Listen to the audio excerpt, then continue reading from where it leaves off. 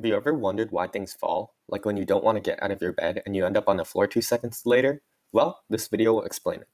Of course, Albert Einstein came up with a different theory about why things fall, but in this video, we're going to discuss Newton's view of gravity.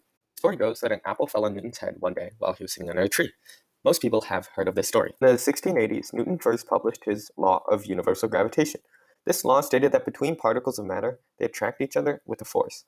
This force would be proportional to the product of their masses, as well as inversely proportional to the square of their distance from each other. This is where the magnitude of the gravitational force comes in. The formula is G times m1 times m2 divided by r squared. You can also write it in its vector form shown below. Now, what is the magnitude of this constant G? Well, you can pretty easily tell this magnitude. Say you and your friend were standing next to each other. If G was just 1, you should both feel a rather large force on each other. However, this is obviously not the case, as you don't just fall towards each other. Therefore, we can say that G should be a very, very small number. In our case, G is equal to 6.67 times 10 to the negative 11th newtons times a meter squared divided by kilograms squared. In kinematics, when you do free fall calculations, you use a constant small g. This small g is different from big G, and the small g has a value of approximately 9.81 meters per second. So, where do we get the small g from? Well, you can calculate small g from Newton's law of universal gravitation. If we draw a free body diagram for this mass, and we ignore the effects of air resistance, the only force acting on the ball is from gravity. This force of mg is equal to the gravitational force between the Earth and the mass, which is also equal to g times m divided by r squared.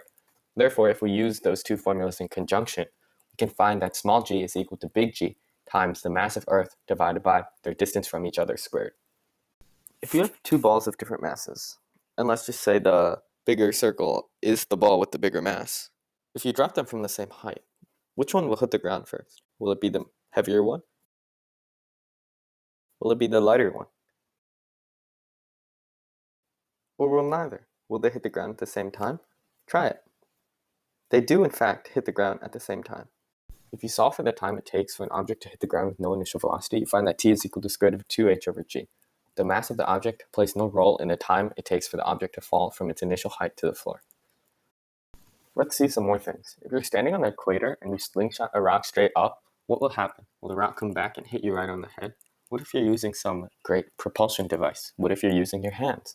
Let's say you slingshot the rock from right above your head. Will it fall to your left, to your right, or will it hit you on the head? And this slingshot can either send it upwards at small or large velocities.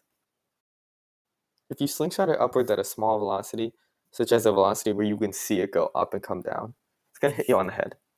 However, if you slingshot it at a relatively large velocity, but still small enough so that it comes back down to Earth, you'll find that it actually lands to your west. This is because of an imaginary force called the Coriolis force. The Coriolis force is an inertial or fictitious force that acts on objects in a rotating reference frame. What if we take this to the North Pole? Well, at the North Pole, you're essentially on the axis that the Earth is rotating about. Therefore, you at the North Pole, you're technically not in that rotating reference frame anymore that we considered for the equator.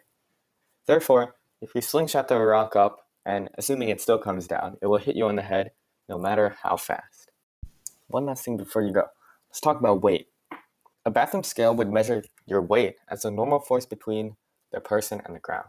So, does your weight change as you go from the North Pole to the equator? At the North Pole, you're not in a rotating frame. Therefore, your weight is just your mass times gravity. However, when you're at the equator, you're rotating in a circle.